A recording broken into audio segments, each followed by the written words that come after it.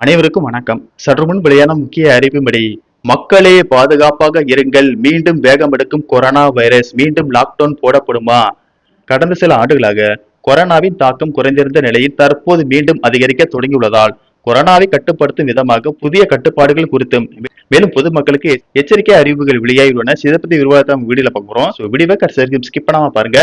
வீடியோக்குள்ள போறதுக்கு முன்னாடி இந்த வீடியோ லைக் பட்டனை பிரஸ் பண்ணிக்கோங்க. வாங்க வீடியோக்குள்ள போகலாம். உலக மக்களிடையே பெரிய தாக்கத்தை ஏற்படுத்திய கொரோனா தொற்று சில ஆண்டுகளாக இல்லாத நிலையில் தற்போது BA.3.2 எனும் புதிய வகை கோவிட் வைரஸ் உலக நாடுகளில் மீண்டும் வேகமாக பரவ தொடங்கியுள்ளது. இதற்கு சிகாடா என பெயரிடப்பட்டுள்ளது. இதன் தாக்கம் அமெரிக்கா, ஐரோப்பா உள்பட 25க்கும் மேற்பட்ட நாடுகளில் மிக வேகமாக பரவி வருகிறது. இதனால் நாடு முழுவதும் மீண்டும் லாக்டவுன் போடப்படும் சூழல் உருவாகி உள்ளதாக கூறப்படுகிறது. இந்த வைரஸ் தொற்று வெகு நாட்களாகவே ஆங்காங்கே காணப்பட்டு வந்தது. தற்போது திடீரென அதிக எண்ணிக்கையில் பரவ தொடங்கியுள்ளது.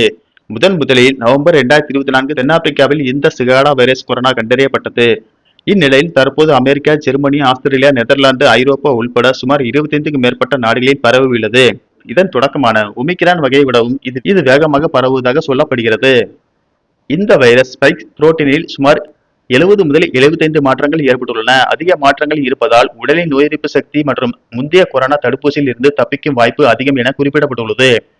சிகாடா வைரஸ் அறிகுறிகள்: காய்ச்சல், இருமல், தொண்டை வலி, உடல் வலி, தலைவலி, மூக்கடைப்பு அல்லது சளி.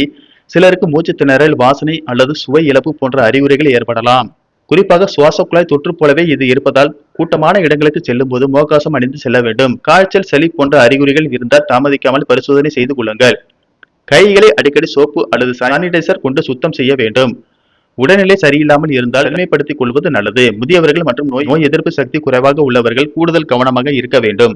தற்போது இந்தியாவில் இந்த வைரஸின் தாக்கம் குறைந்திருந்தாலும் வெளிநாடுகளில் இந்த தொற்று நாளுக்கு நாள் அதிகமாகி வருவதால் வெளிநாடுகளில் இருந்து இந்தியா வரும் பயணிகள் மூலம் இந்த வைரஸ் பரவலாம் என்றும் அவர்களுக்கு வைரஸ் தொற்று உள்ளதா என்பதை கண்டறிய வேண்டும் என்று உத்தரவு பிறப்பிக்கப்பட்டுள்ளது. ஒருவேளை இந்தியாவில் இந்த கொரோனா தொற்று பரவினால் மீண்டும் லாக்டவுன் போடப்படும் சூழல் உருவாகும் என்று கூறப்படுகிறது. நன்றி, வணக்கம்.